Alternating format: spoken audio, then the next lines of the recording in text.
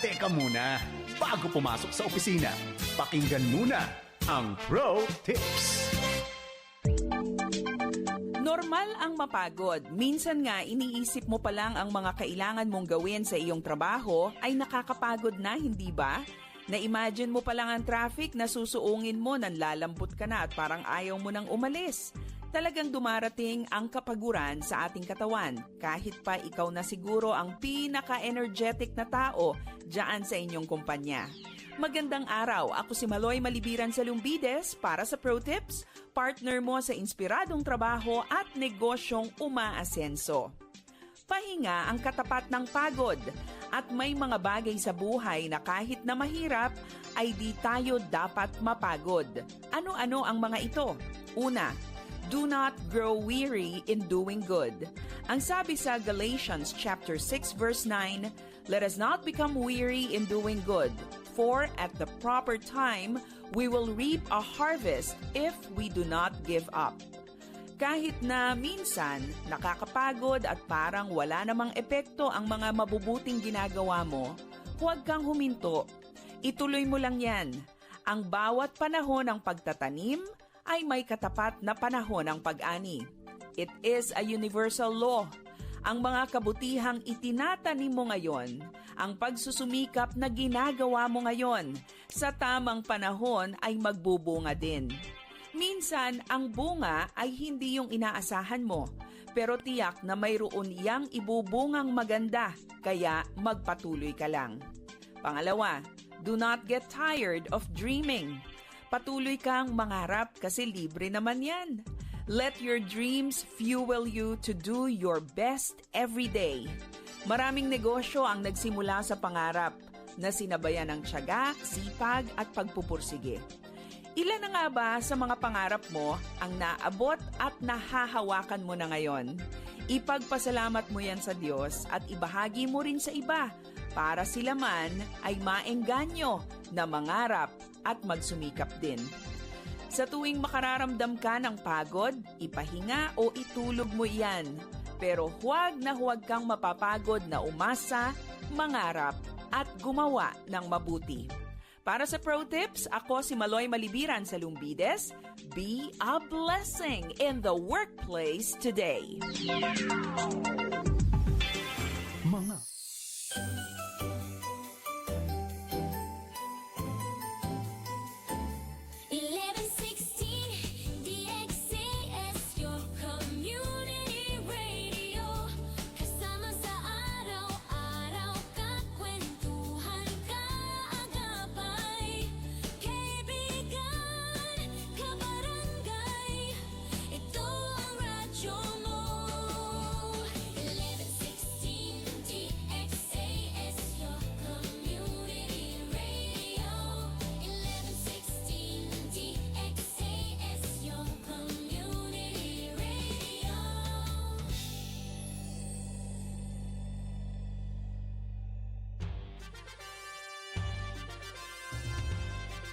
Este el DXAS FEBC, de ustedes Radio Comunidad, ta serví para conectar gobierno, privado y mga miembro del comunidad. DXAS 1116, de ustedes Radio Comunidad.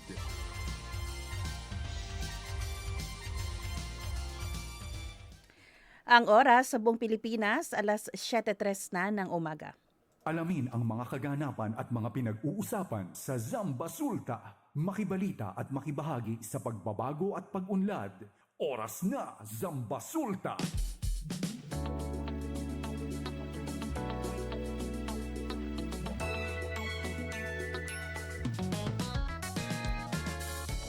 Isang mapagpalang araw sa lahat ng nakikinig sa 1116 DXAS, your community radio. Buenos dias a todo, buenos dias, Ciudad de Zamboanga. Ketala di aton 98 Barangay, Limpapa, Tulicomo.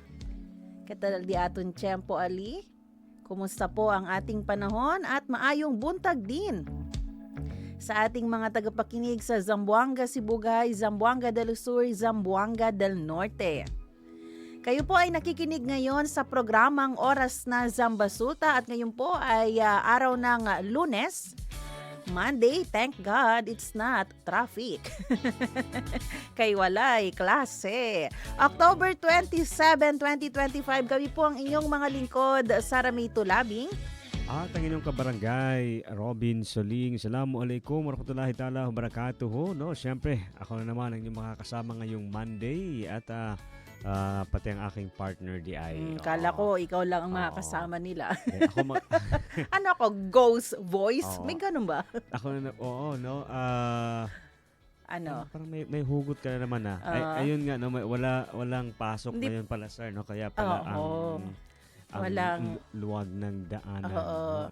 Sana everyday ganun, no? Pero lisod po. Oo, sana every Monday. Kailangan din na mag-aral ang mga estudyante sana para sa atin. Every Monday. Pero alam mo yung feels ba, no? Yung feeling ba na kahit na anong araw, no? I mean, kahit anong season, basta alam mo yung may reason ka para pumunta sa trabaho, hindi mo napapansin ba, no? Parang kahit na walang pasok pa yan, maluwag or masikip man ang traffic. Alam no? ko ano ang reason mo. Ano, bakit? Dun sa baka mo. Ano ba? Ano? Ay, tiyan pa kanina. 30. Yan, at saka, alam mo kasi ganito yung maganda, sir. No? May simpleng kwento lang tayo sa mga kabarangay natin. Sige. Wag na wag kayong mahihiyang magtanong, especially sa mga... Parang gamot. Sa mga gamot. Hindi, pati yung mga, kuwan natin ba, yung mga privilege or ano tawag dyan? Yung karapatan, yung mga rights. Oo. Sabi ko pa, ma'am, parang hindi yata po ako nabayaran ng isang araw. Wow! Oo, kasi kailangan po yun mabayaran. So, hindi ka talaga nabayaran? Kahit parang tayo lahat, i-check nyo. Talaga? Todo? Oo, todo. Talaga ba? Hindi ko na-check. Sana all hindi nag-check. Oo. Hindi, yun nga, no? Yun yung, hindi, Kaya pala sabi ko, parang ang baba naman ng ano ko ngayon. Hindi. Ayan. Good morning po. Good morning sa mga pupunta pa lang ng mga trabaho, sa ating mga kabarangay. No? Huwag mawawalan ng gana dahil lang sa hindi nabayaran ng isang araw nila. Idole mo agad. Hindi, joke lang. Hindi. Pag-usapan yan, no? At saka, yun nga, maganda talaga kapag meron kang gustong ipresenta sa or meron kang gustong i-open up or pag-usapan, sir, no? Make sure na kompleto yung detalye at alam mo kung ano yon. Tsaka wag bastusin agad. Oo, wag agad Humble. Kuwan lang, no? With respect. Oo, ma'am. Kasi po yung okay mang info ko. Ma'am? Ma'am. Parang na-mislook niya yun. Ganun lang. Ganun pala pero yun. hindi pa ako nire-replyan. Hindi ka pa sige. Sabado kasi. Bigyan mo naman ng space and time ang ating HR. ng race day. Ayan, good morning po sa mga nagkakape, sa ating mga kabarangay dyan. No? Shoutout din po. At ayan, sa mga... Ay, alam mo, no, na kwan pala kami, hindi kami nakapunta nung Sabado doon sa IPMR IP Day sa Maasin. Kasi nga may emergency. So hello sa mga taga Maasin, taga Karagasan, siguro naman ay naintindihan niyo na. Ganun ba? Ganun yung Sana po naintindihan niyo. Yung pag-apologize. Sana naintindihan niyo na. Nga po, good morning, no? Kasi may something came out. Wow. Come up pala. Something came Kahit out. alin na lang doon. Parang sa'yo ata yung something came out. Ayan, good morning, sir, no? Good morning naman sa'yo. Kamusta ang iyong weekend? Oo, ako, bumawi talaga ako, Bin. Alam mo naman, Thursday pa lang. Ay, oo. Doon pa lang sa office, tinamaan tayo ng flu. Grabe na yung, pag-sneeze ko, diba? Thursday pa lang. So, pag kinabukasan, pagising ko, parang boses lalaki na ako. Sabi ko, Bin, di ba? Oo, so... Ako, ang aga ko, no? Aga mo nun, di ba? Oo. Hindi ka ata natutulog eh. Tapos. So, yun na. So, nag-decide na talaga ako. Total, may sick leave pa naman talaga. Pero hinanap tayo, Bin, ng ating mga listeners. Nag-communicate. Baka do kasi may sira yung FB nila. Wala po.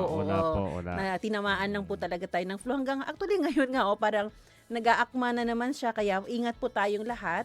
Kasi, sabi nga ng ating CHO officer, Dr. Miravite, October to January of next year talagang expected na may spike or may pag-increase o may mga record reports ng flu Dahil nga seasonal din talaga ito. Kaya mag-ingat at kung maaari ay magpa-check up agad. Huwag mag-self-medication. Mm-mm. Umiwas yung ikaw na ang magsasabi ilang antibiotic ang iinumin mo sa isang araw.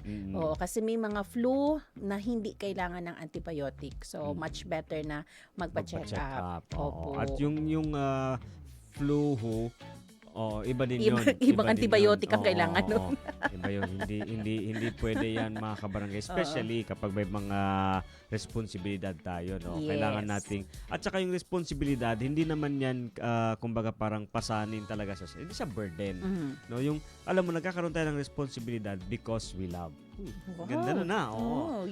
Nagkakaroon tayo ng responsibilidad because we love the responsibilidad.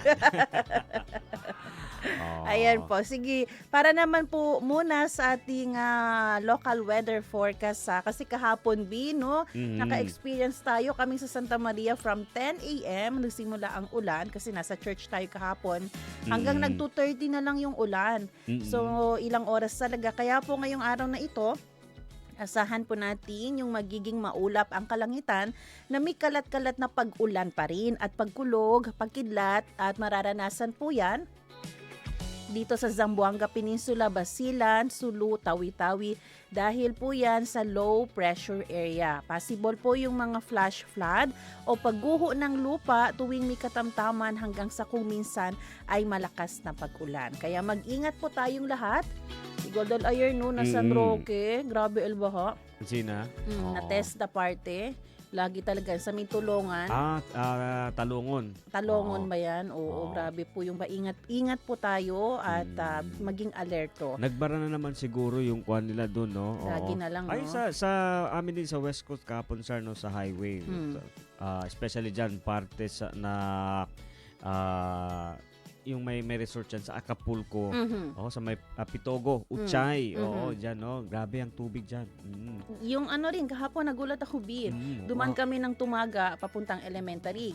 Kung galing ka dito sa Pasunangka, Tumaga para elementary. Dito pa lang papuntang palengke, di ba may palengke sa intersection? Before yung palengke na yan, span tayo. Di ba usually, El Agua na kami, no? Abahali para na drainage. Kaya siya naman si Aguero. Iba kahapon, baliktad. Yung Lumalabas. drainage ang nagbubuga ng tubig palabas ng kalsada. So it's either barado o maliit din ang drainage kaya ganun. Oo, kaya nga no, yun dapat kasi 'di ba, chance na natin yun, sir, 'di ba, no, ilang araw sobrang init ng panahon, 'di ba? Chance na sana yun para to inspect. Tsaka yung pag may mga El Nino time, panahon yan para sige, kompone kita ko na di atong drainage. No, so yun nga panawagan natin, sir, no. Ako panawagan ko talaga early in the morning ngayon kasi daanan natin yun dinadaanan at saka baka mag-cause ng 'di ba? Kasi kinukuha na din ng kabilang daan yung going para town kasi hindi talaga makakadaan. Okay. Problema yan sa mga nakamotor. Ingat din sa leptos. Oo, yun din, leptospirosis. Ingat po, diba? okay. Tama. At bago ko makalimutan, paalala po natin dito sa may Veterans Avenue, tapat po ng Fidco Building, Laylay Alwargad Alis, as in Bien Laylay. Tama. Pwede no? Atuman Chinese Garter Ali. No, sabi, Coloraw El Wire. Okay. So, hindi ko alam kung kaninong wire yan. Ingat po kayo, Coloraw, lalo na sa mga motor, yung mga blurred ang mata dyan. Ingat po, baka sumabit po kayo. Uy, napansin ko yun, Diba, kanina? Binlaw-law yagad, Ele. Ingat po tayo. Ayan po, oras natin, alas 7:13 ng umaga. Samahan niyo po kami para sa isa't kalahating oras ng balitaan, impormasyon at inspirasyon. Sali pa kayo sa ating usapan, mga kabarangay. Kung kayo may mga tanong, komento o mensahe, ay mag-text sa 0916-296-6625. Again, 0916-296-6625. O kaya mag-comment sa ating Facebook page sa 1116 DXAS, Your Community Radio. Happy birthday to you, and may all your dreams come true. Happy birthday. October 27, happy birthday po kay Pastor Noel Acoy. Ayan, si Pastor Noel pala yung sinasabi kong pastor na nakalimutan ko ang pangalan na nag-birthday yung wife niya ata last month. Good morning po, Pastor. Sa Misi Bugay, eto, happy birthday. Happy birthday din kay Caroline Natinga. Ayan, no? Oo. Dito man sa akin, sir, happy birthday kay Tita San, no? Chris Santa Vista, happy birthday. Good morning dyan, no? Avid listener natin yan sa Upper Calarian, especially dyan sa Open Doors. Ayan, happy birthday po sa inyong lahat. And happy birthday pala sa aming member si Kuya Toto dyan sa FBC. Happy birthday, Kuya Toto.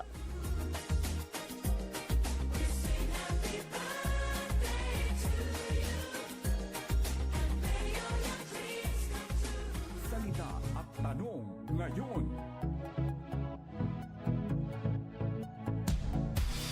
Para sa ating salita ngayong umaga, thankfulness for a second chance. Pasasalamat para sa pangalawang pagkakataon sa Pilipino.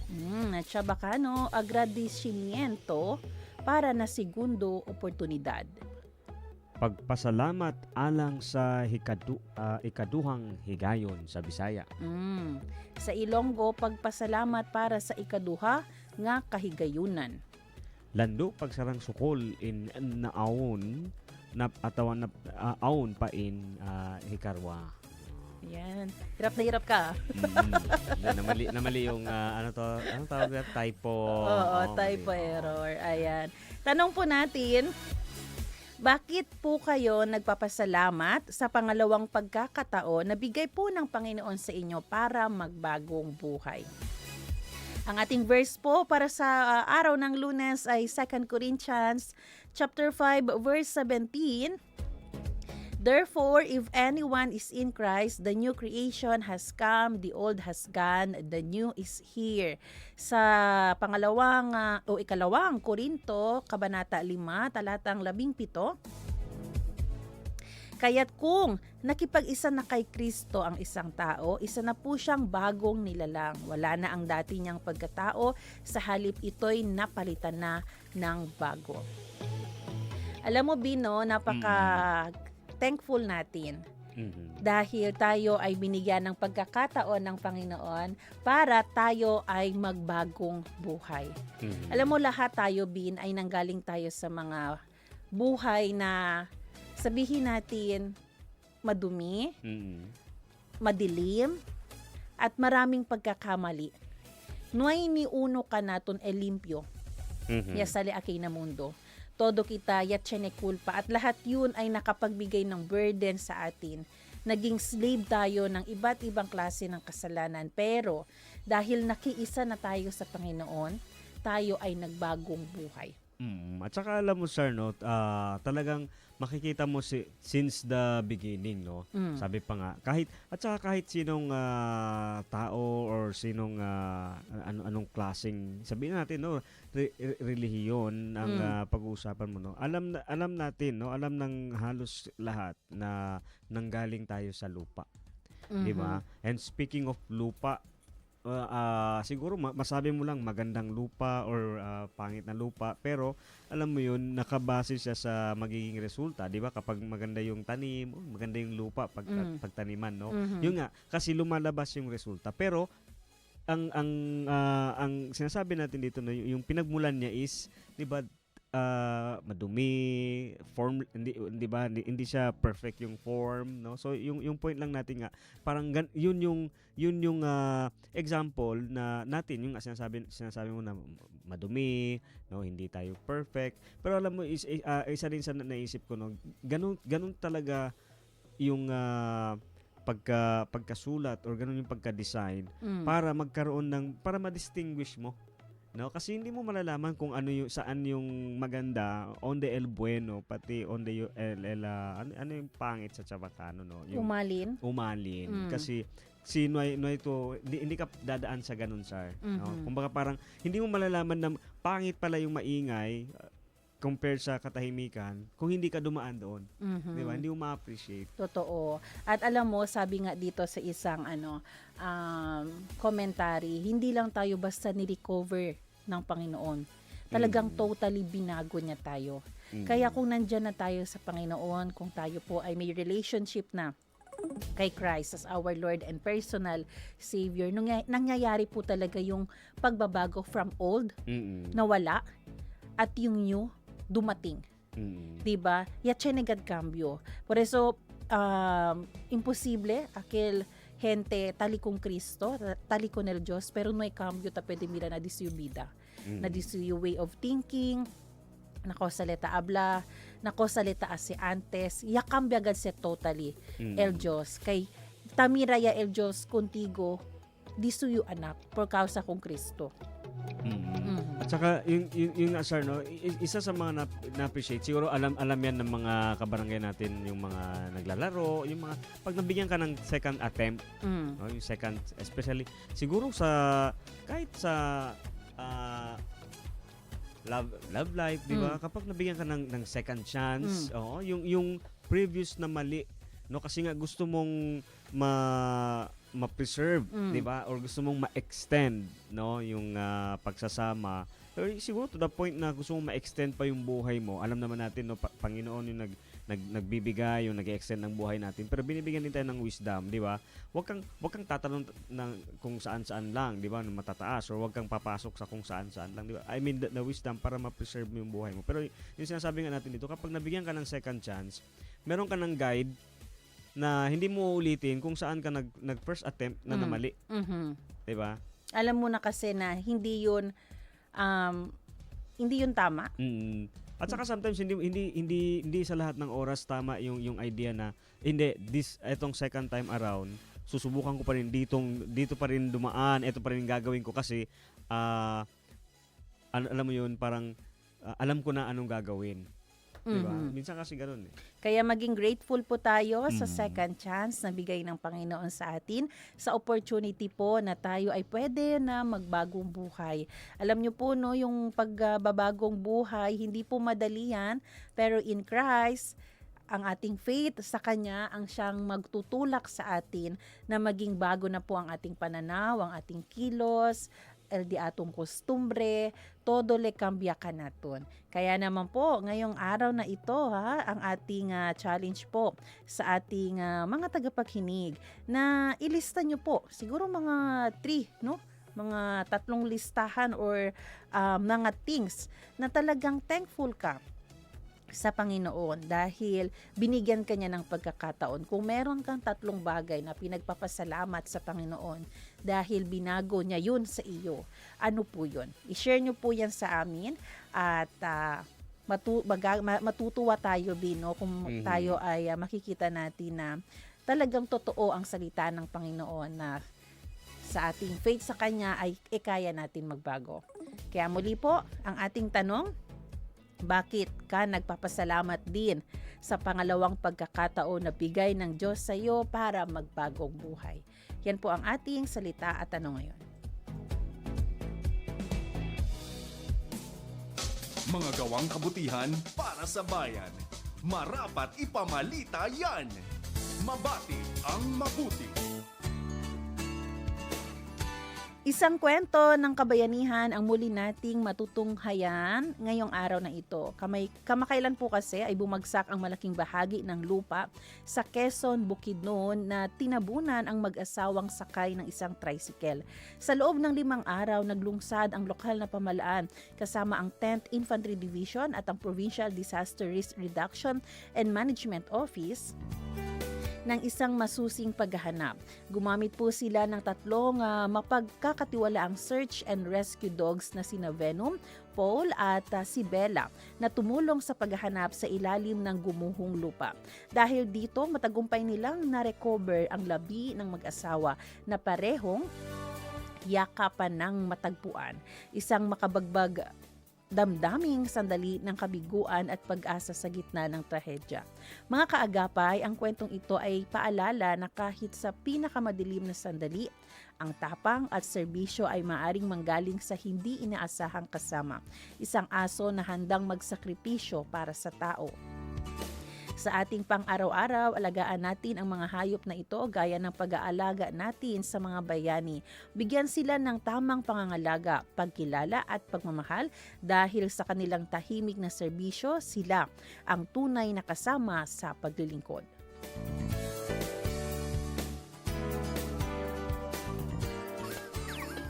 Hindi sukat, kulang sa timbang, pandaraya o maling gawin. maitama ang mali.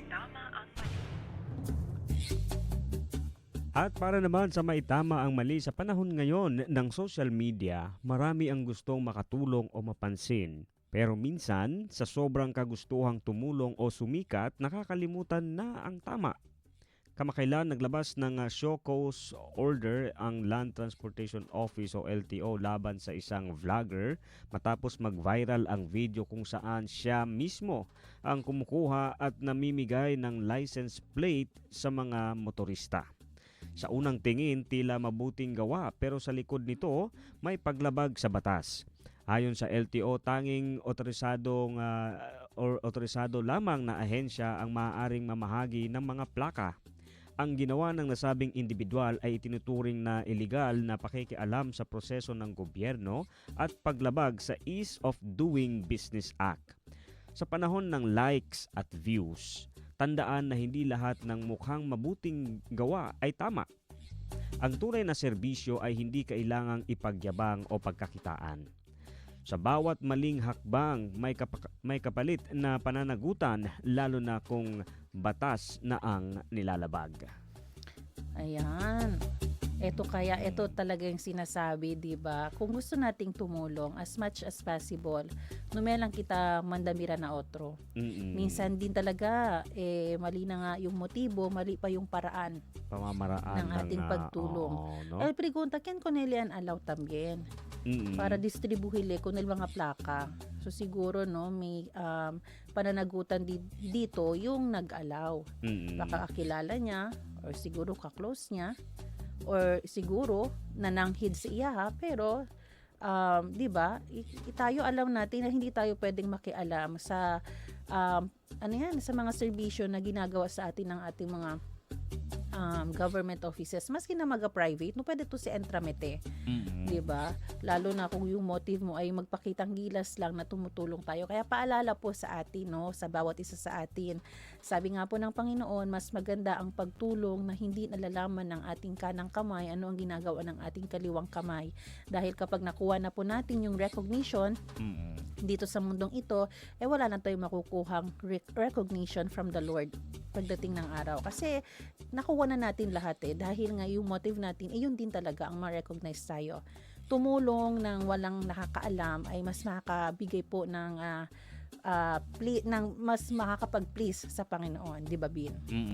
Especially nga, yung kung yung motivation mo kasi, kung motivation mo kasi is yung likes at views lang, no, minsan kasi hindi basta consistent, no, at nagiging kumbaga parang scripted, 'di ba? Hindi natural. Yun. Oo. Tsaka hindi na galing sa puso minsan kasi yung motive pero mo hindi natin nilalahat may mga paraan lang din kasi yung ng pagtulong, especially yung ganito kasi alam mong may yun nga may ahensya, no, hindi kasi talaga pwedeng gusto mong gumawa ng tama pero sa maling pamamaraan, especially kung meron kang nababangga or naaapakan na nag-over the backhood ka sa isang especially sa isang ahensya na katulad ng ganito.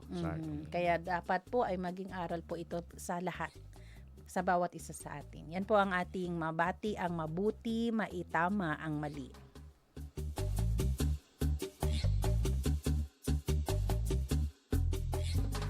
Zambasulta Balita.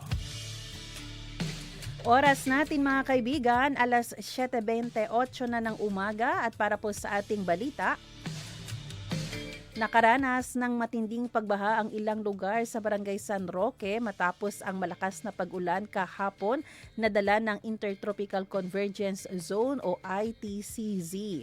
Ayon po kay Charis Aldabe Atilano, muntik nang maabot ng baha ang bahay ng kanyang ina sa Pasay, Fatima Homes, Barangay San Roque dahil sa tindi ng pagbaha. Samantala, nananawagan naman ang ilang mga residente ng Talungon, San Roque sa lokal na pamalaan ng Zamboanga City matapos din nilang makaranas ng matinding pagbaha sa kanilang lugar. Humihingi sila ng tulong upang maresolba ang problema sa baha na anila ay nagdudulot ng malaking perwisyo at panganib sa mga residente. Patuloy ang panawagan para sa agarang aksyon upang maprotektahan ang kanilang komunidad. Zambasulta Balita. Nagsasagawa ng mahigpit na monitoring ang City Disaster Risk Reduction and Management Office o CDRRMO sa iba't ibang barangay bunsod ng masamang panahon na dulot ng Intertropical Convergence Zone o ITCZ. Ayon sa pinakahuling ulat, ang antas ng tubig or water level sa Pasunangka Diversionary Weir ay umabot na sa 74.7 meters or metro, kritikal at mas mataas sa normal. Bandang alauna ng hapon, kahapon Linggo, Oktubre 26, 2025. Bunsod nito, inabisuhan ang lahat ng Barangay Disaster Risk Reduction and Management Committees na patuloy na bantayan ang tubig sa kanilang nasasakupan, particular na sa barangay ng Pasunangka, Santa Maria, Tumaga, Tetuan, Tugbungan at Giwan. Hinihikayat ang publiko na manatiling mapagbantay at makipag-ugnayan sa mga otoridad kung sakaling magkaroon ng anumang emergency. Para sa emergency, tumawag sa ZCDRRMO hotlines. Una, 911, 955-9601 at ito naman 990-1171 or sa cellphone number nila na 0966-731-6242 o dito din sa 0955-0043-682 at ang panghuling number 0928-8966-279. Manatiling ligtas at handa sa masamang panahon. Zambasulta Balita. Sa ibang balita, nagpaalala ang Bureau of Fire Protection o BFP Region 9 sa publiko na bumili lamang ng dekalidad at standard Christmas lights at decoration. Ito ay upang maiwasan ang maging sanhi ng sunog ngayong parating na ang Christmas season dahil sa mga mura o substandard na produkto. Nananawagan si BFP Regional Director Fire Chief Superintendent Jerry Candido sa mga pamilya sa buong rehiyon na manatiling mapagbantay laban sa insidente ng sunog. Binigyan diin naman niya na patuloy ang BFP sa kanilang advokasya lalo na sa pagpigil, pagsugpo at patuloy na pagsasagawa ng imbestigasyon sa mga nakaraang sunog kasabay ng patuloy ng pag-alala sa publiko na laging isagawa ang fire safety. Simula pa lamang ng buwan ng Oktubre ng taong ito, sinimulan na ng BFP ang kanilang advanced fire safety inspections upang itaas ang awareness o kamalayan at ihanda ang mga komunidad sa pamamagitan ng komprehensibong safety checks. Hinihikayat naman ng BFP ang mga komunidad na aktibong makibahagi sa pagsuporta sa mga pagsisikap ng gobyerno na maprotektahan ang buhay at mga ari-arian sa pamamagitan ng fire prevention at emergency preparedness initiatives. Zambasulta Balita. Nanawagan si Barangay Kapitan Ron Carlo Maravilla ng Labuan kay Mayor Kimer Adan Olaso na gawan ng paraan na manatili o muling maglagay ng marine or military detachment sa kanilang lugar. Ito ay kasunod ng pag-pull out ng dating marine detachment sa barangay. Bagamat wala ng insidente ng kidnapping, kinatatakutan naman ngayon ang banta ng extortion o pangingikil. Ayon kay Kapitan Maravilla, ilang negosyante sa kanilang lugar ang kasalukuyang nakatatanggap ng mga extortion letters mula sa ilang criminal group. Ikinababahala ni Kapitan Maravilla na dahil sa banta sa peace and order, magsialisan ang mga negosyante sa Labuan. Dahil dito, humiling siya sa lokal na pamahalaan na magbigay ng kaukulang aksyon at magbigay ng detachment ng militar upang matugunan ang takot at pangamba ng komunidad at mapanatili ang seguridad ng mga negosyo sa lugar. Zambasulta Balita. Samantala, arestado ang isang miyembro ng Abu Sayyaf Group o ASG noong Lunes, Oktubre 20 sa Tuburan Proper Village, Haji Muhammad Ajul Basilan. Kinilala ng Criminal Investigation and Detection Group o CIDG ang naarestong ASG member sa alias na Atong, residente ng Tuburan Proper Village, Haji Muhammad Ajul Basilan. Ayon sa CIDG, naaresto si Atong sa bisa ng warrant of arrest para sa kasong murder na inisyo ng korte dito sa syudad ng Zamboanga noong Abril 11, 2023. Sinasabing miyembro si Atong ng ASG mula pa noong 2010 na nag-ooperate sa Zamboanga at Basilan areas. Batay sa impormasyon ng CIDG, sangkot si Atong sa pagpatay sa isang lalaki noong Marso 1, 2016 dito sa syudad ng Zamboanga kung saan kasama niya pa ang isang akusado sakay ng motorsiklo. Matapos ilabas naman ang warrant, umalis si Atong sa Zamboanga at nagtago sa Basilan upang takasan ang pag-aresto. Samantala, na-recover mula sa kanyang pag-iingat ang M16 rifle kasama na ang mga bala, isang bandolier sa panahon o sa gitna ng operasyon na isinagawa ng mga otoridad. Zambasulta Balita. Inaresto ng mga otoridad ang dalawang suspect na itinuturing nasa likod ng pagsabog noong Huwebes, Oktubre 23, 2025 sa isang rubber plantation sa Sumisip, Basilan na ikinamatay ng isang manggagawa. Naaresto ang dalawang suspect 10 oras matapos ang insidente. Lumabas sa investigasyon ng mga otoridad na ang motibo ng insidente ay may kaugnayan sa internal conflict sa loob ng Mangal Agrarian Reform Beneficiaries Development Cooperative o MARBEDCO. Ang biktima ay kinilalang si John Roy Alvarez, isang rubber tapper na namatay sa pagsabog na naganap bandang alas 7:30 ng umaga sa MARBEDCO Rubber Plantation sa Barangay Mangal, Sumisip, Basilan. Ang pagsabog ay nangyari malapit sa punong goma kung saan nagtatrabaho si Alvarez. Ang dalawang suspect na hindi pa inilalabas ang pagkakakilanlan ay dinala sa Sumisip Municipal Police Station para sa karagdagang investigasyon. Ayon sa pulisya, ang agarang pag-aresto sa mga suspect ay paalala na ang batas ay dapat mananaig sa lahat ng oras.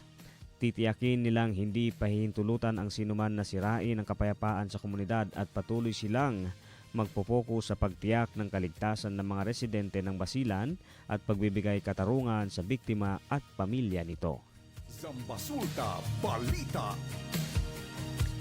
Isang 40 anyos gulang na babae ang nasawi habang 5 pa ang sugatan matapos mabagsakan ng 2 punong akasya sa kasagsagan ng malakas na ulan noong araw ng Miyerkules, Oktubre 22 sa Barangay San Raimundo, Jolo, Sulu. Ayon kay Alcahin Alpapara, pinuno ng Barangay San Raimundo Disaster Risk Reduction Management Council, bumagsak ang unang puno bandang alas 11 ng umaga. Tinamaan nito ang isang pasahero ng tricycle at ang biktima na kalaunan ay binawian ng buhay dahil sa tinamong pinsala. Makalipas ang 2 oras, bandang alauna naman ng hapon, ang bahagi naman ng San Raimundo Barangay Hall ang binagsakan ng 2 punong akasya na ikinasugat ng 4 na iba pang individual. Agad na dinala sa mga emergency responders ang mga biktima sa ospital at sa kasalukuyan inuulat na nasa matatag o mabuting kondisyon na ang 5 sugatang biktima. Zambasulta Balita. Eto naman sir, no? Announcement ito. Good news ito. Good news, no? Benteng bigas, meron na. So 20 peso bigas. Meron na. Aki na Zamboanga, no? Para ito sa mga siyembradores. Mga basic sectors natin. Ayan, no? Mga pescadores, mga PUJ, mga tricycle drivers at mga miyembro de la vulnerable sectors, no?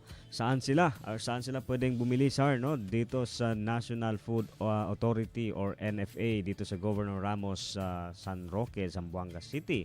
Simula Oktubre 27, no, ngayong araw hasta Biyernes. No. So ngayong Monday hanggang Friday, no, 8 AM, no. So mamayang alas 8 hanggang alas 5 ng hapon. So ano ang kanilang mga pwedeng dalhin, no? Kosa debe ay liba, no. Siyempre yung required ID for validation. At pangalawa itong sako or eco bag. At syempre, para po sa mga beneficiary group, kagaya po ng senior citizen, kailangan nyo pong magdala ng senior citizen ID na inisyu po mismo ng OSCA o Office of the Senior Citizen Affairs.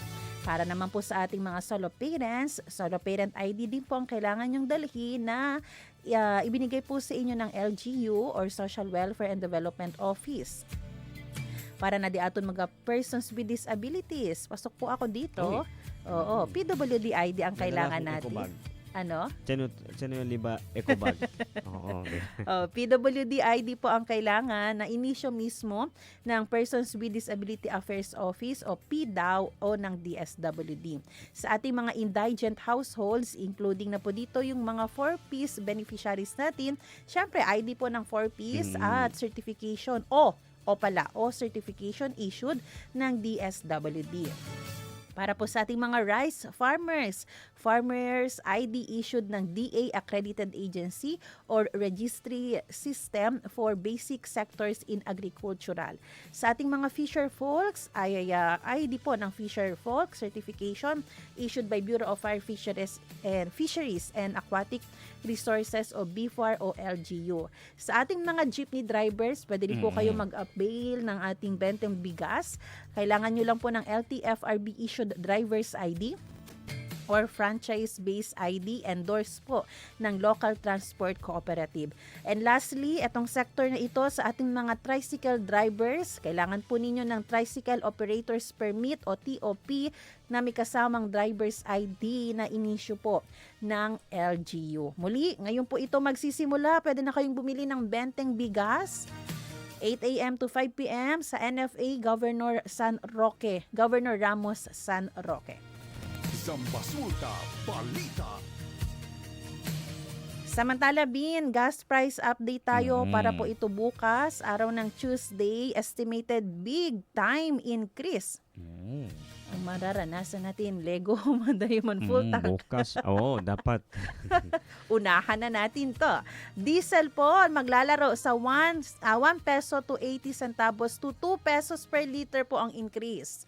Sa gasoline naman, sir, no? Ito, 1 peso hanggang 1 peso and 20 centavos din ang itataas. At lastly, kerosene, 1 peso 0.50 centavos to 1 peso 0.70 centavos per liter increase. Okay, oras natin mga kaibigan, alas 7:42 ng umaga. At syempre, hindi natin makakalimutan, B, na bukas abangan nila ang ating programang Oras ng Zambasulta dahil tayo ay magse-celebrate ng ating ika-57th year ng anniversary dito po sa DXAS. Kaya wag sila, no? Wag kayong, siguro kung may lakad kayo, okay lang. Pero kung wala nang mga lakad, mga kabarangay, kami po ay inyong samahan, no? Whole day special broadcast ng 11:16 DXAS bukas, no? So, bawal mag-absent. Yes, at kung Bawal gusto nyo mag-sick pong leave. At kung gusto nyo makatanggap po ng mga simpleng token at biyaya, no, sa para sa siguro may okay, may magi-sponsor ng may benteng bigas naman tayo eh. Oo, di ba? Pero eto may bigas tayo, sir, no? Siguro mga 3 sako ng 5 kilos. Oo, bibigay dito tayo mo yan. ibigay sa ONZ? Oo, dito sa kahit saan, no? So, mga kabarangay natin, no, announcement po namin yung bukas. So, kami po yung samahan para i-celebrate ang ating huwag mo banggitin nilang taon, no? Para para may assignment na sila. So, bukas po yan, mga kabarangay, ang ating anniversary, no? Dito sa 11:16 DXAS. Ako naman, i-recap niyo po lahat ng ating mga programa dahil itatanong po namin sa inyo ano ang pangalan ng programa at sino ang original or nagsimula ng hosting doon. May clue at answer na yan, ha? Sige, binigay mo ng clue at answer mo. Ayan po, oras natin, alas 7:43 ng umaga at yan po ang ating mga balita. Sa araw na ito, mag-break po tayo sandali.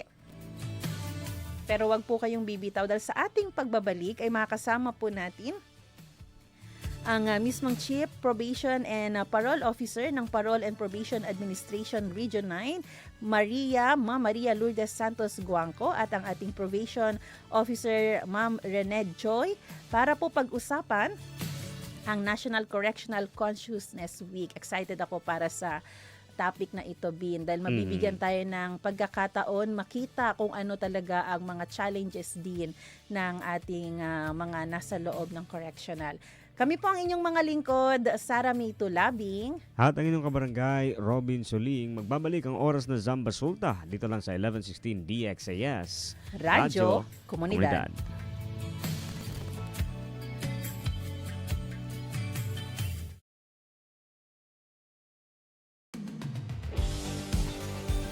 Pakinggan Pakinggan ang mga kwento ng nagbagong buhay sa pamamagitan ng mensahe ng pag-asang mula kay Jesucristo. On air, online, at on the ground. Ito ang The FEBC Report.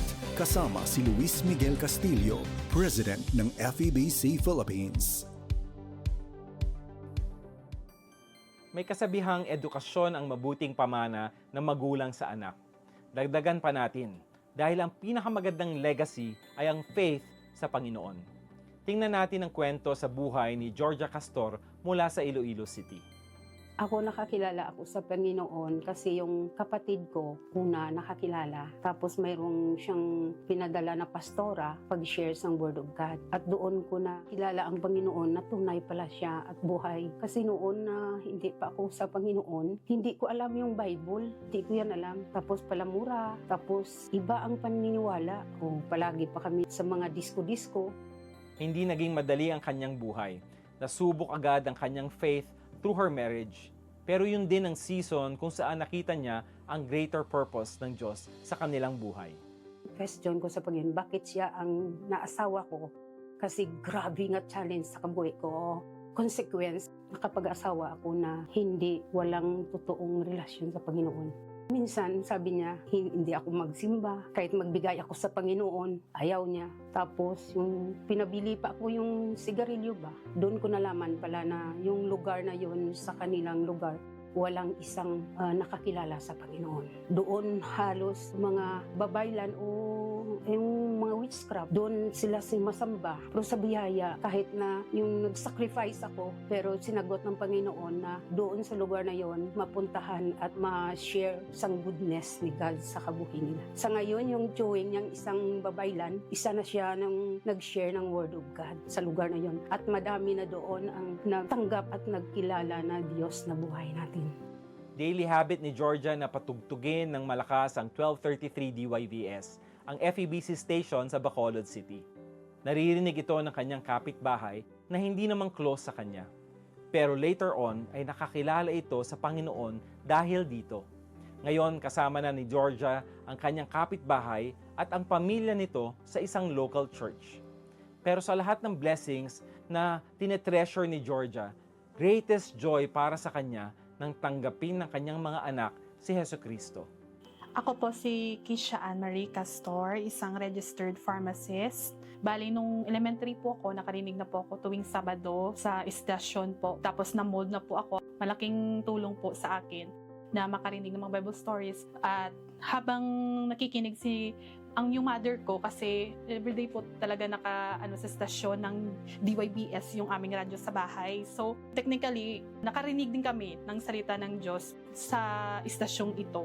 So, lumalaki po ako, nakikita ko po sa nanay ko na kung paano siya binago ng Panginoon at kung paano magpagamit sa Panginoon na naging faithful sa kanya sa aming paglaki.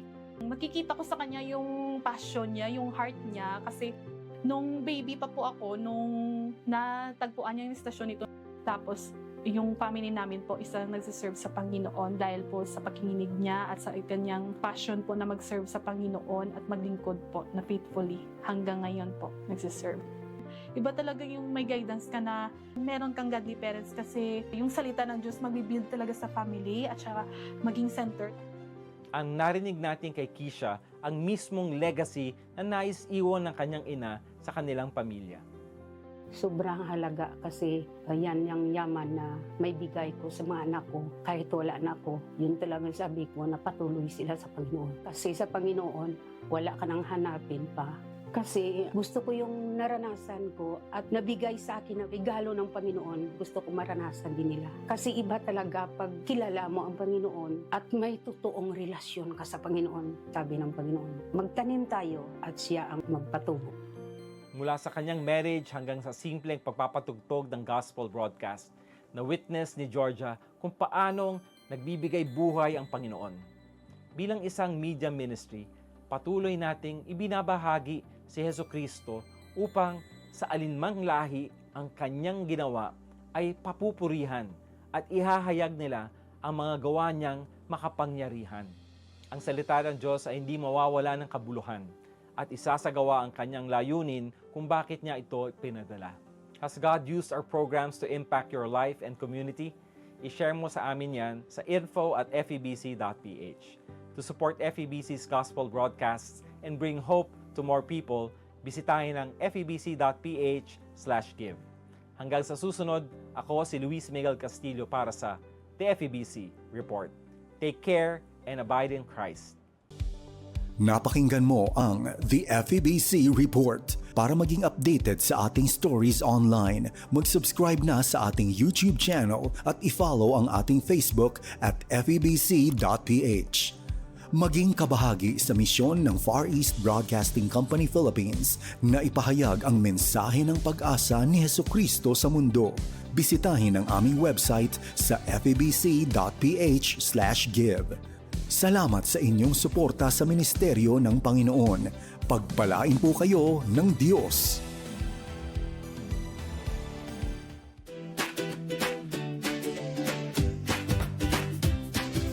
Mga kids! Ready na ba kayo? Are you ready?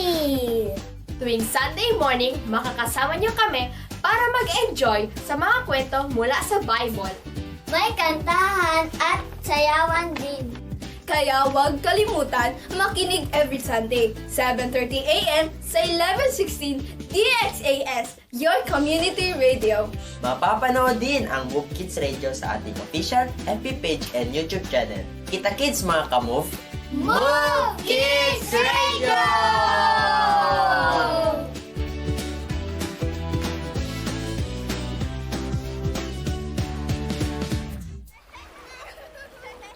Ang ganda, no? Malinis ang dagat, malinaw ang tubig, at mga bata malayang nakakapaglaro. Parang paraiso. Sana ganito lagi.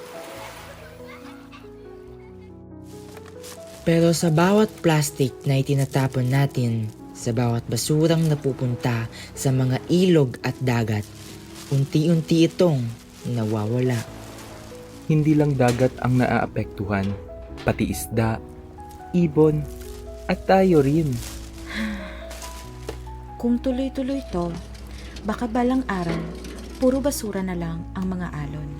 Kaya dapat kumilos na tayo. Tumanggi sa single-use plastics. At siguraduhin na ang bawat basura napupunta sa tamang basurahan. Kapag sabay-sabay, malaki ang epekto. Para sa atin at para sa mga susunod na henerasyon. OHAS, our journey for a sustainable future. Para sa kalikasan, para sa kinabukasan. Ang kalikasan ay buhay. Ingatan natin ito. Kasama ang OHAS, kumilos na.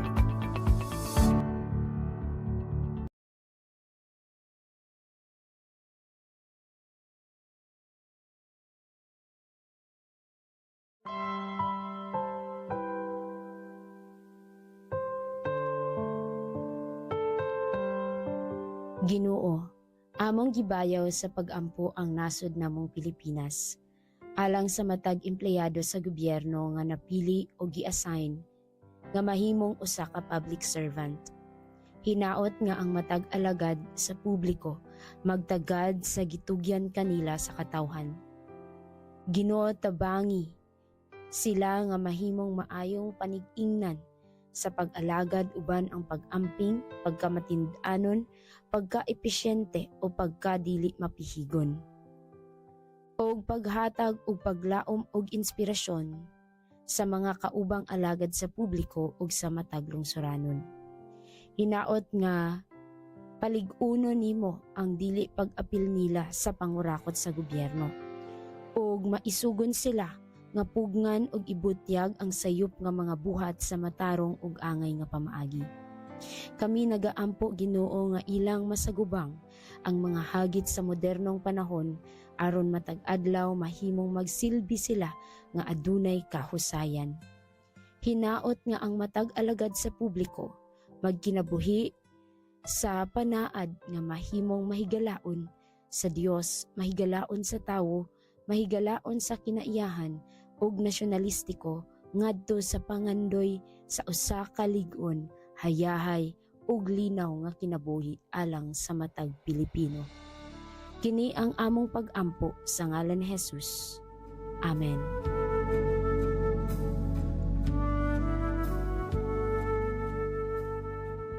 Oras na, Zambasulta!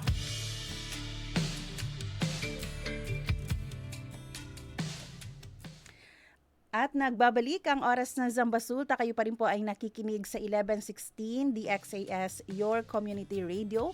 Muli ako po ang inyong lingkod, Sara May Tulabi. Ang DXAS ay isa sa mga himpilan ng Far East Broadcasting Company at kasapi sa kapisanan ng mga broadcaster ng Pilipinas. Ang FEBC ay isang non-profit, non-commercial at donor-based radio station at dahil po sa katapatan ng ating Diyos at sa inyong partnership, tayo ay nagpapatuloy sa paghahatid ng mabuting balita ni Kristo. Inaanyayahan po namin kayong maging bahagi ng ating radio ministry. Pwede nyo pong iscan ang ating QR code o kaya ay mag-deposit sa ating bank accounts. At para po ma-acknowledge namin ang inyong donasyon, ay magpadala po kayo ng mensahe sa amin. Muli, maraming salamat sa inyong partnership at God bless. Oras natin mga kaibigan, alas 7:55 na ng umaga. Batiin muna natin ang ating mga avid listeners. At good morning kay Ma'am Mife, buenos dias Ma'am Sara May and Sir Robin, kay Tristan Gulay, buenos dias Kuya Robin at Sara, at kay Kuya Noli Aguilar, blessed morning ONZ. Welcome back si Sara and Brother Robin. Ayan. Thank you po Kuya Noli. Kuya Noli, alam niya talaga kung kailan ako wala dito sa ating programa. Thank you po and God bless you. Pag-usapan natin. Ngayong araw ng Lunes, mahalaga po ang ating pag-uusapan dahil minsan kailangan po itong i-discuss para malaman din po natin ang totoong kalagayan ng ating mga kababayan na nasa loob po ng kulungan o nasa labas na po ng kulungan. And this week ay pag-uusapan po natin ang tungkol sa National Correctional Consciousness Week 2025. Makakasama po natin live dito sa ating studio ang mismong Chief Probation and Parole Officer ng Parole and Probation Administration Region 9, Chief Maria Lourdes Santos Guangco. Ma'am, good morning. Yes, good morning, Ma'am Sarah and Sir Robin, and to everyone who's listening and even watching. No, I understand meron nanonood sa atin. Yes so, po. buenos dias con todo con ustedes. Ayan, makakasama din po natin dito ang ating mismong probation officer, Ma'am Rena Joy Kawili. Ma'am, good morning. So, good morning po everyone, and everyone listening po, blessed Monday po. Ayan, blessed Monday din po sa inyo. At alam ko po na ito po yung first time nyo po. Tama po ba, ma'am? Yes. Opo, dito sa First time dito sa program sa ninyo. program. Thank you for the invitation. Pero sa DXAS hindi na po.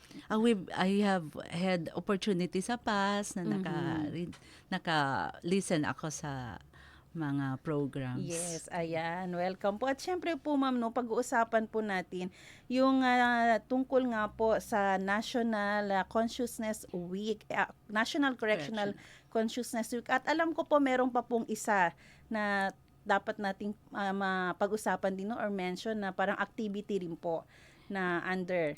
Yes, we in the past meron talaga yang every last Sunday of October merong celebration ng Prison Awareness Sunday, pero wala kaming natanggap na instruction for this year. Siguro din dahil yung Sunday din abala para sa November na akwa natin, yung activity, yung what's this, cemetery. Yes po. Okay, but so we did not receive any instruction para sa 2025. Okay. Pero yun na ang practice in the past.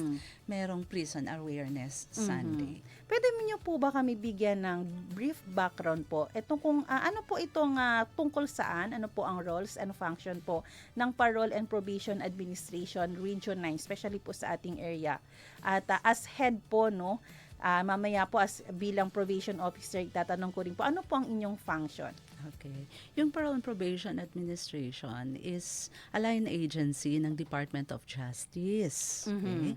And yung trabaho po namin, yung mandato is to rehabilitate no, mga tao convicted, no.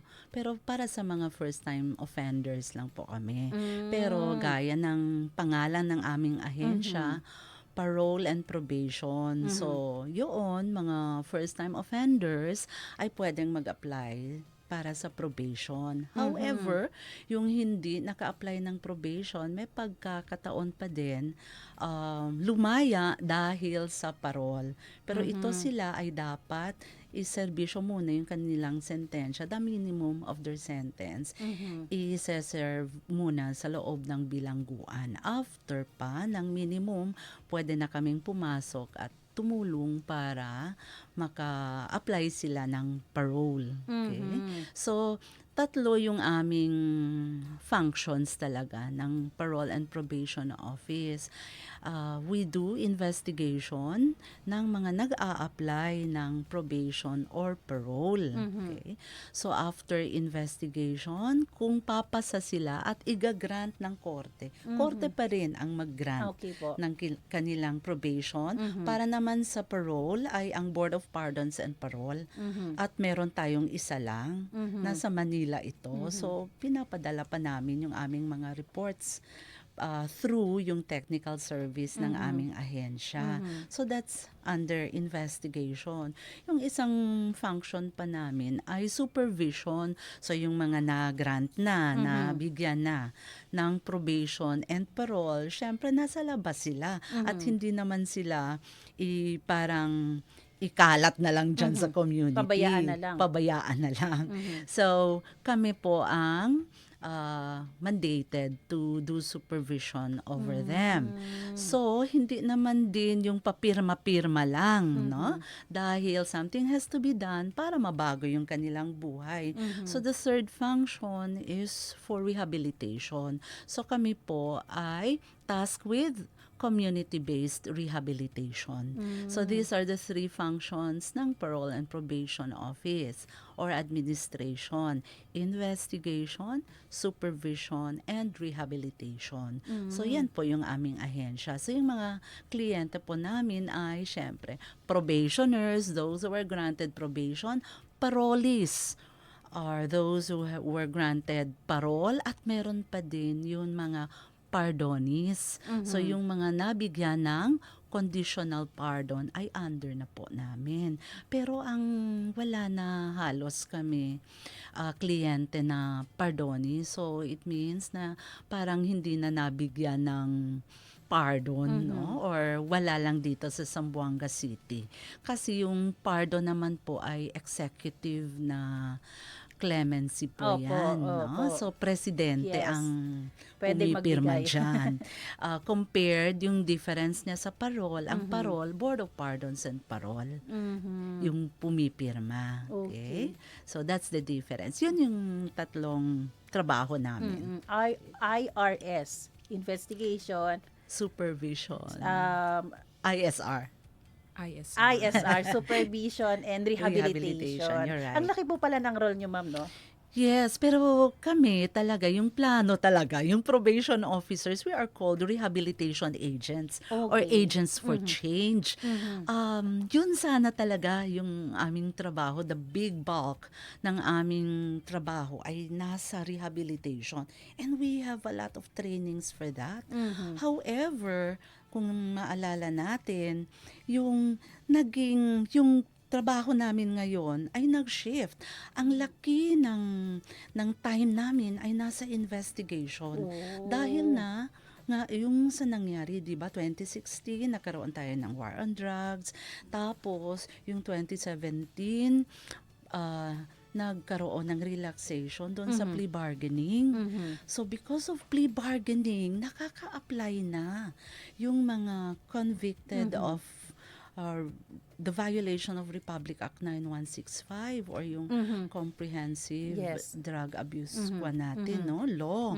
So, nagkaroon ng influx talaga, pati kami na overwhelm sa laki ng number na pumasok for investigation na hanggang ngayon we are still trying to declog din yung aming mga cases. Nandun pa rin kami Sa Region trying 9 lang po yan. Region 9, Zamboanga City especially. Oo. At we have two field offices pala in Zamboanga City. We are from Zamboanga City Parole Probation Office number 1 and under our jurisdiction ay yung mga barangays dito po sa District 1 natin para hindi naman malito. Okay, Office number 1, District 1 yan. Office number 2, District 2 yan. Okay? Pero halos magkapareho lang yung number ng ating mga kaso both in District 1 and District 2. So yun na nga I was saying, no? Parang kami nagulat sa laki. Tapos we were unprepared to handle the increase sa mga kaso. Imagine before the plea bargaining, no?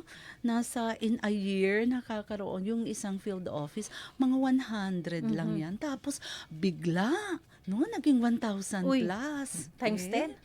Yes, ganun yung increase.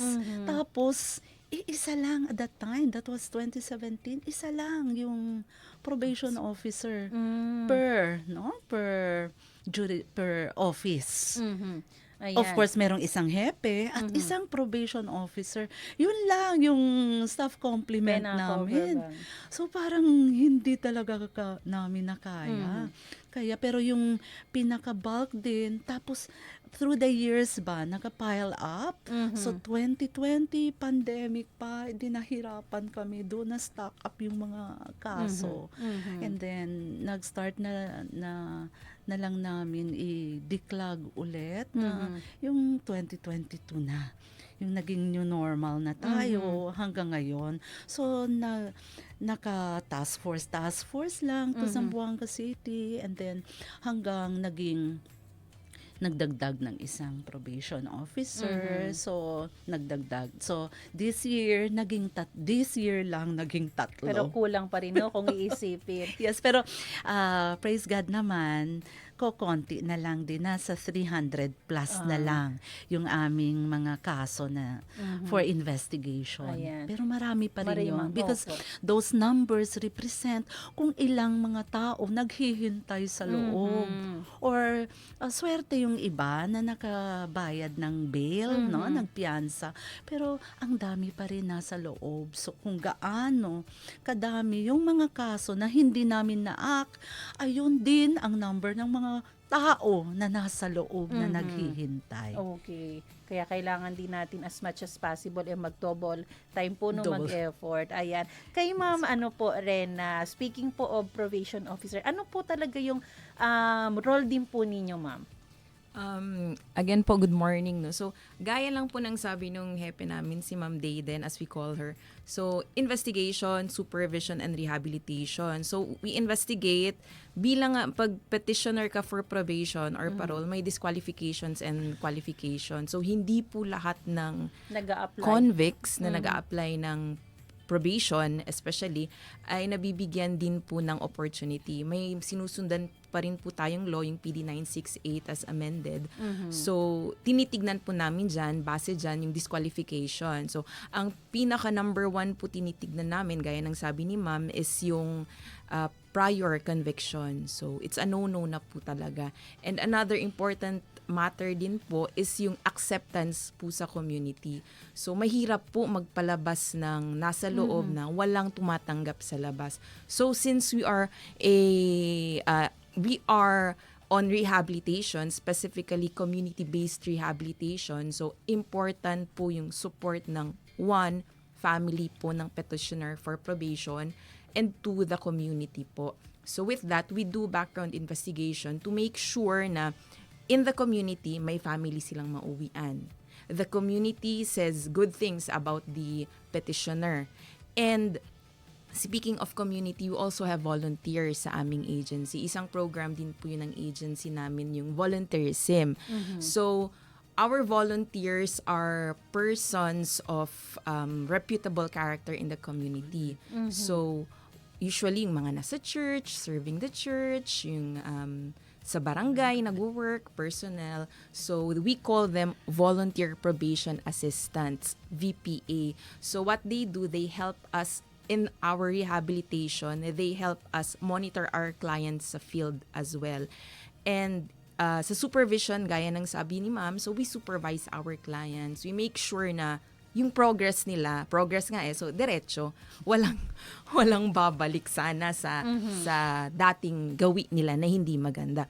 So kwan lang, mind everyone din na ang recent cases namin, gaya ng sabi ni ma'am, pumapasok is drug-related cases talaga. Overflowing yan dyan. Bulk na siya ngayon. So that's challenging on us sa part namin, how to make sure na yung clients namin, most especially ngayon, drug-related madami, so hindi babalik, walang relapse, hindi sila maging recidivist ulit. So parang maging instead na maging tax eater sila sa loob ng jail, maging progressive sila sa labas, help their family and help the economy as well. So sa rehab, yun na nga, we implement a lot of rehabilitation activities. We do monthly rehab activities. So we actually have previously, just recently lang kasi bago yung rehabilitation program ng agency. So previously, we have the therapeutic community, which is actually also utilized in the institutionalized facility like the prison, sa San Ramon, dito sa atin, sa City Jail. So we actually have that before, but now we have the principles of effective probation investigation and supervision. So yun po yung PEPIS na tinatawag namin. So under that, it's a new rehab program namin. So under that, we have Hulagpos, we have eye care, and we have LIP. So through that 3 programs namin, nakadepende kung ano ang need ng client namin. What specific area ang kailangan i-improve ng client namin. So we do that on a monthly basis. We meet our clients on a monthly basis, especially those who are in need of close monitoring. So we try to effectively implement that so that yun nga, yung client natin mabalik sa community ng maayos, ma-accept sila ng community ng maayos, and at the same time, sila din, then they can give back to the community as well. Paano pag wala pong gustong tumanggap sa kanila? Paano po yan? So, as a probation officer, based po sa experience ito, ma'am, so there are actually instances na ganun. Family saying na, ma'am, sa loob na lang sila, ma'am, because may families kasi na trauma. Kasi the time na na-arrest sila, ayaw nila madamay, ayaw nila, baka sila din madamay.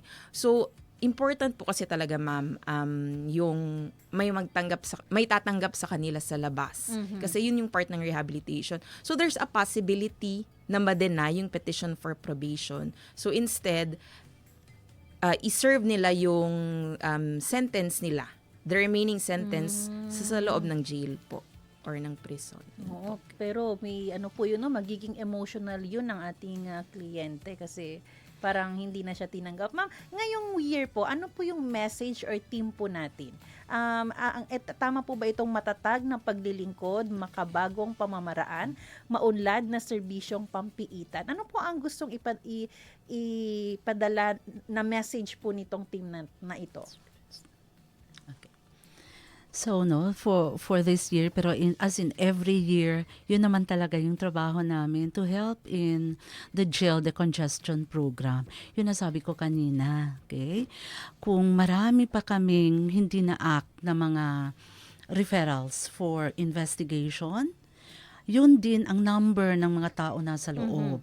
So services to people, yung tawag natin sa mga taong convicted na nasa loob, okay? They are persons deprived of liberty. Okay? So we really try our best to help them. So we do jail decongestion activities. Ito ay tulong ng opisina para naman mapabilis yung paglabas ng ating mga, yun lang din syempre, yung mga qualified to be back in the community, back in the arms of their families. Okay? So yun that's why last week, no? So yung opisina, both offices, field offices 1 and 2, went to jail to do jail decongestion activities. Kasi meron doon qualified to apply pero hindi pa nag-apply. So, baka qualify din for parole. So, yun ang mga tulong na binibigay namin. We are put under yung group ng paralegal services ng jail. So, we have very good coordination with both the Zamboanga City Jail natin at yung San Ramon Prison and Penal Farm. So, kami na ang pumupunta talaga. So, like Friday, we were also at San Ramon Prison and Penal Farm.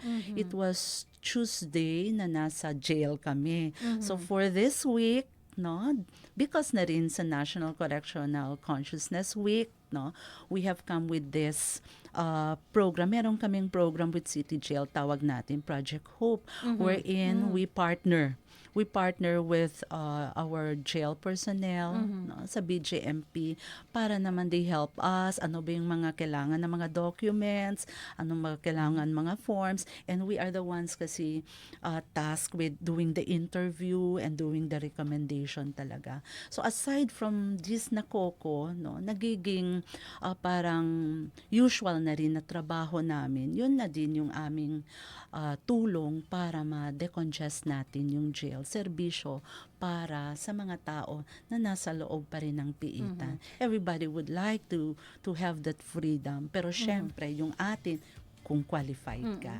Pero gaano po kahalaga na pagkatiwalaan po natin muli itong mga nakulong po? Kasi di ba may mga stigma na po sa kanila, parang may takot na mismong family nga nila, ayaw na silang tanggapin. Pero bakit importante po na pagkatiwalaan natin sila? Kailangan, I mean, dapat ba silang pagkatiwalaan na lumabas ulit at gumala-gala po sa ating community? So, in our case, ma'am, yes po. That's what we do. We do rehabilitation. We focus na, yun nga, instead na maging, gaya ng sabi ko, tax eater sila sa loob ng kulungan, so we expose them sa labas. We let them be part of the community. We let them do community-related activities, clean-up drives, bloodletting activities, medical outreach, para ipakita sa community na these people should be also deserving of a second chance. Yun po. Actually, yan po yung topic namin din kanina, pagbibigay ng second chance. Sige po, may gusto po kayo idagdag, ma'am. Yes, to just add, no, yung sinabi ni Probation Officer Rena, we have also the program on restorative justice, wherein we bring together, no, yung family. Of course, nandyan yung offender natin, okay, who is on probation, who would like to change his life. So dito yung ating client, nandito yung family niya, nandyan yung taga-barangay, no? And other institutions yung gustong tumulong. Okay? Tapos, sinasabi natin, here is one person, andito yung isang tao, gustong magbago. So what can community do? This is a community-based rehabilitation. Pero that's the reason why, para naman may konting security yung community. That's why they are not just released to the community on their own, under the supervision of the Parole and Probation Administration. Kami rin nagpa-partner. Partner sa barangay, okay? And we follow up, we closely monitor para naman continuous. Kasi yung usually in their conditions, sinasabi lang ng korte, at least, no, once a month reporting to office. No, kulang talaga yan for monitoring. Kami din ang daming trabaho. So we have to partner with the barangay, okay? And then just monitor, nag-a-attend for those who have drug cases, nag-a-attend ba sila ng BADAC activities, monitor with the family, kasi we cannot do this alone. So family, kaya importante, may pamilya siya. Pero kung hindi naman, hindi cooperative yung pamilya kung nasa labas, yung mga significant people sa kanyang buhay, no? Is he part of a church? Is he part ng, meron ba siyang employer na cooperative? Naghahanap kami sino maging positive influence sa kanyang buhay. Okay? Para lang naman matapos niya yung kanyang probation at maging totoong nagbagong buhay na talaga siya. Mhm. Dahil meron naman, while on probation, merong chance kung hindi siya pwede sa labas, merong mga aggressive tendencies pa rin, no? Lumalabas yung hostile behavior at bumabalik, okay, sa kanyang bisyo. Okay? So, pwede naman yung probation officer mag-recommend sa korte through a violation report na bumalik siya sa Babalik. loob. Yes. So madadagdagan po yung madadagdagan po ulit yung kaso niya or Isa-serve niya po yung kanyang Remain. expired, Ah, unexpired, parang unexpired portion ng kanyang sentensya. Okay. Ma'am, ano din po yung side effect emotionally ng ating mga ganito po nag-a-apply ng probation, paralease pero walang tumatanggap para maintindihan po natin na may feelings din po itong mga taong ito na naghahanap sana ng second chance pero walang gustong magbigay, magpakita na oy pwede kang magbago. Ano po yung nakikita natin? In the first place, no, kaya nga most of them resort sa droga or any other vices dahil walang sense of belongingness Yun. at feeling of rejection mismo sa pamilya. Now here comes malalaman na hindi tatanggapin. Okay? Pero we also understand sa side ng pamilya. Di ba? Yun na sabi ni Rena kanina, na-trauma na sila before. At the time, yung kliyente, yung nag-apply ng probation, ay kasama pa nila noon. Hindi nga sila halos makatulog. Dahil ano na naman ang mawawala sa bahay. 'Di ba? Yung ref nila parang sino nag-grocery dito? Parang may nag-grocery dito, halos wala nang laman. So they don't want to relive that experience. Pero family has to also realize ano yung contribution nila, naging ganon yung family member nila. Okay? So it could have been better if meron dito mga nasa loob pa lang applying. Some people are already working in the community and working with the families.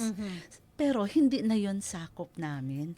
Hindi na nasa mandato namin. Siguro nasa social welfare na area na yaan. I just don't know. But some agencies should be taking care yung sa pamilya para ready ba sila tumanggap dito sa family member na 2 years na sa loob. At ngayon, baka mabigyan ng probation. So, lalabas at babalik sa kanila.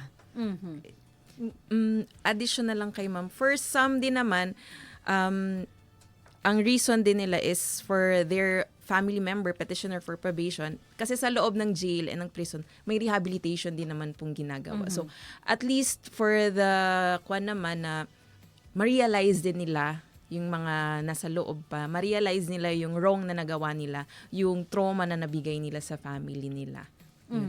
Ayan. Meron din po ba tayong isang success story na nag-apply, tinanggap ng family, nagtuloy-tuloy po ang kanilang magandang buhay? Marami talaga tayong stories of families welcoming back. Marami. Okay? Halos Pilipino tayo, no? Ano pa yaan yung ating member ng family, tatanggapin talaga natin. So very, very rare nga yung cases na hindi nila tatanggapin. To a point of nagiging konsentidor nga yung mga families natin. So there are really stories that families really work together sa opisina at sa probation officer. O sige, natin i-continue yung pag-aaral, continue yung hanap tayo ng help the family member, yung probationer ngayon na makapagtrabaho siya.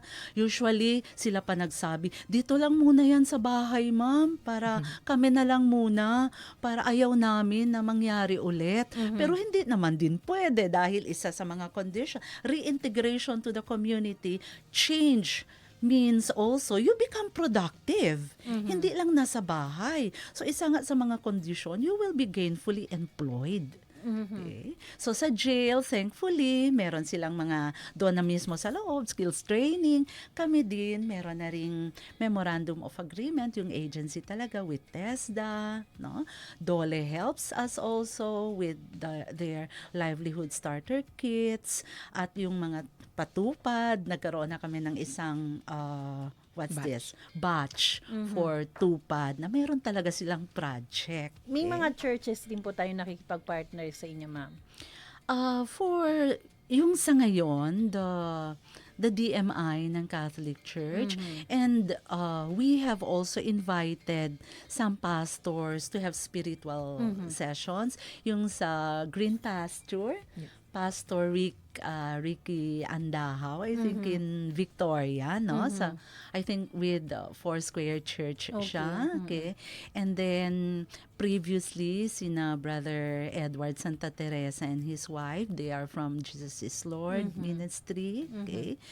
And in your time, kasi galing ako Basila, na-reassign na rin ako with City 2, Ma'am Rena. We also have with our Muslim brothers and sisters also from their side of the belief of them po. So mga imam po na nagbibigay din po ng spiritual talks din po. Kasi napakahalaga rin po na ma-address natin ang spiritual life ng ating mga nag-a-apply po, no? Kasi yung totoong pagbabago ay nangyayari inside ng ating puso at ma-address lang ito through spiritual empowerment din. Yes. I also remember, Ma'am Sarah, no, Pastor Chris Maghanoy pala. I think he's from Alliance Mercedes. He came to have a session, and I think I will be inviting him, no, para sa mas regular na session. He has texted me na parang God's way na yun para makakonect na naman kami. Okay, Pastor Chris, if you're listening. Parang familiar po kay parang magka-edad po kami. Ni Pastor Chris. Pastor Chris. Oo, parang po kami yan, magka-churchmate dati. Ayan po. Ma'am, ngayon po no oras natin 8:25. May isang tanong din po pala tayo dito. Ano daw po din talaga in simple term ang pinag-aiba ng pag-apply ng probation at ng parole? Ano daw po ang nito? Pinagkaiba? For just like sinabi po ni Ma'am kanina, yung parole po is na-serve na po niya yung minimum sentence niya sa prison. Like, kung 6 years lang siya, dapat mag-serve.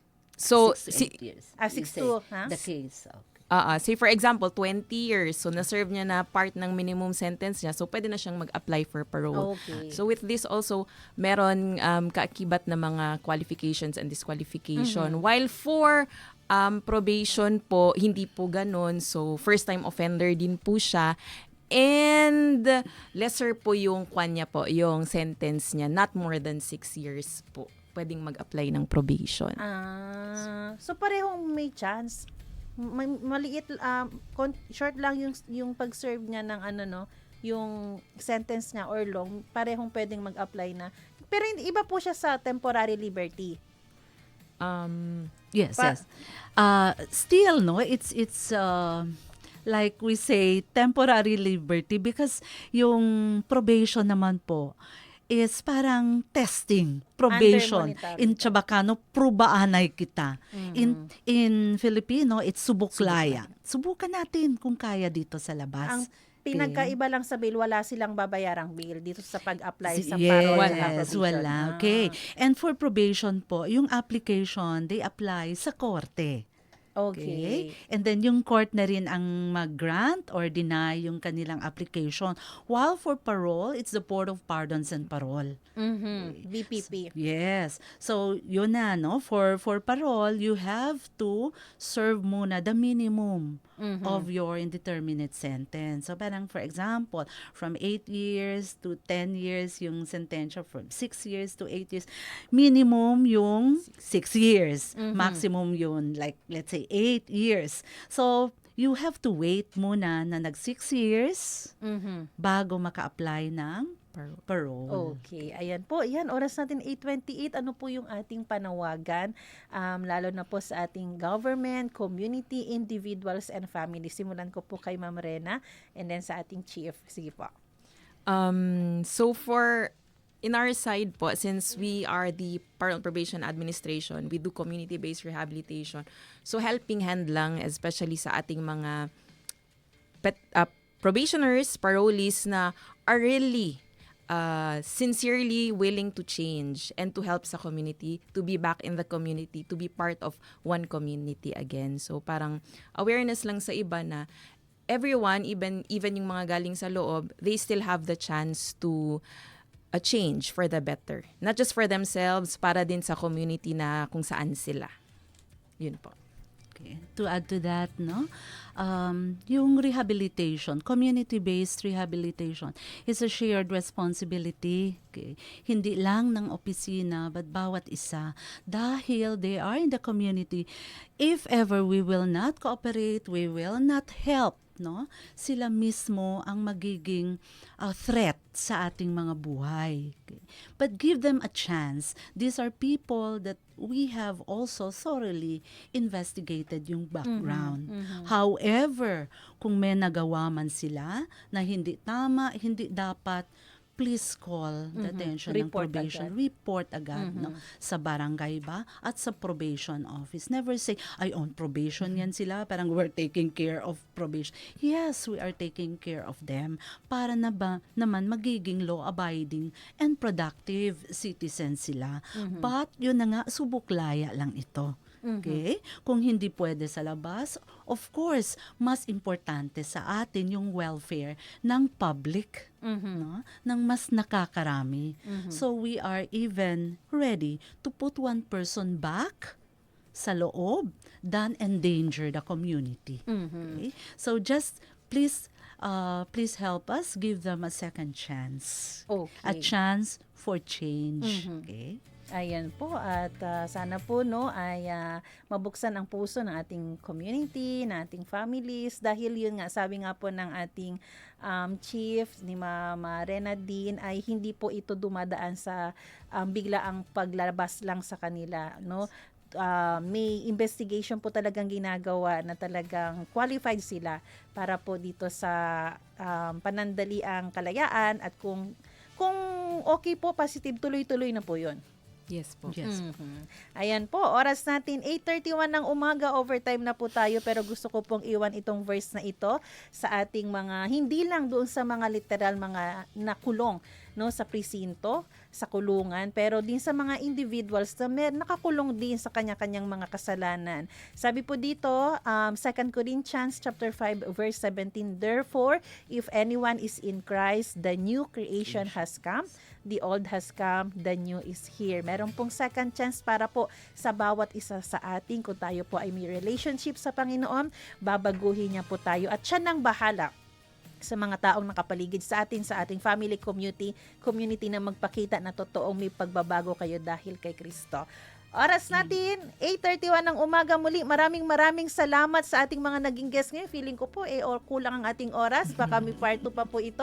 Maraming salamat sa ating Chief, Ma'am Maria Lourdes Santos Guangco, at kay Ma'am Rena Joy Kawili. Ma'am, You're welcome. Ma'am, thank you. God bless you po. God bless you din and everyone. At maraming salamat sa ating radio technician, Kuya Rolando Alfonso. Susunod na po ang programang Serbisyong OFW Family Matters at Radyo Sincoman. Magkarinigan po tayo muli bukas, alas 7 ng umaga. Ako po si Sara May Tulabing, nagpapaalalang posible ang pagbangon at pagbabago. Tayo po ay maging bahagi ng solusyon ngayon. Sama-sama tayong umaksyon dahil oras na Zamba Sulta.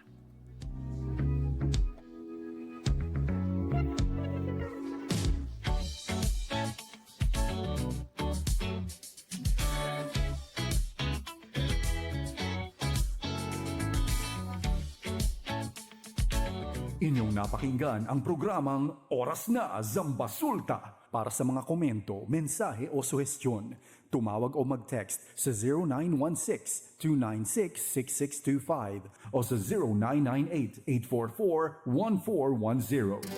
1116 DXAS, your community radio. Kasama sa araw-araw, kakwentuhan, kaagapay, kaibigan, kabarangay, ito ang radyo mo. 1116 DXAS, your community radio. 1116 DXAS, your community radio.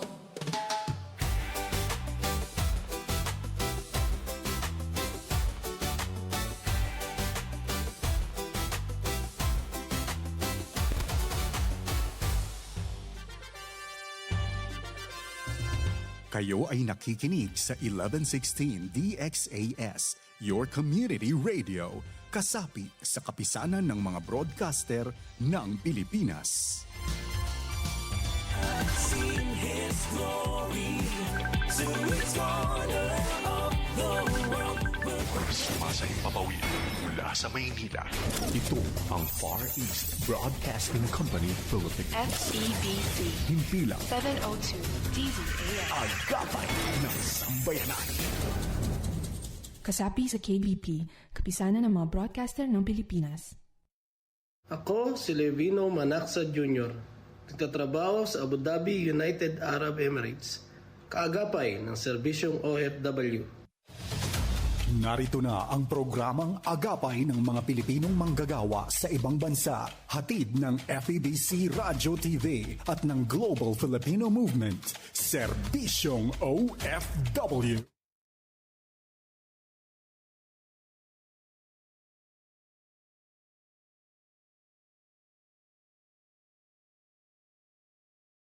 PYVS Bacolod, Pinoy Connection, FEBC Radio TV YouTube channel, Signal Cable Channel 185 sa pakikipagtulungan ng GCTV at sa inyong himpilang 702 DZAS, FEBC Radio TV, Agapay ng Sambayanan.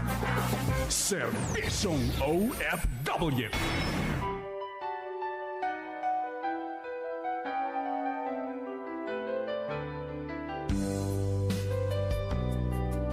Happy Monday, Kaagapay. Good morning, good afternoon, at good evening sa iyong nakikinig sa Middle East countries, America, Europe, at sa iba pang bahagi ng Asia. Well, it's another day para maging grateful sa Diyos dahil sa panibagong pag-asa, and another day para ipagpatuloy natin ang pangarap ng magandang buhay para sa pamilya at balang araw ay muli magkakasama. Ito po ang inyong lingkod, Kuya Harold Cruz. At ito naman si Melissa Cruz. Halina't samahan niyo kaming maglingkod sa ating mga kababayang Pinoy sa ibayong dagat. At 10 na kanilang mga pamilya dito lang sa serbisyong OFW FEBC Radio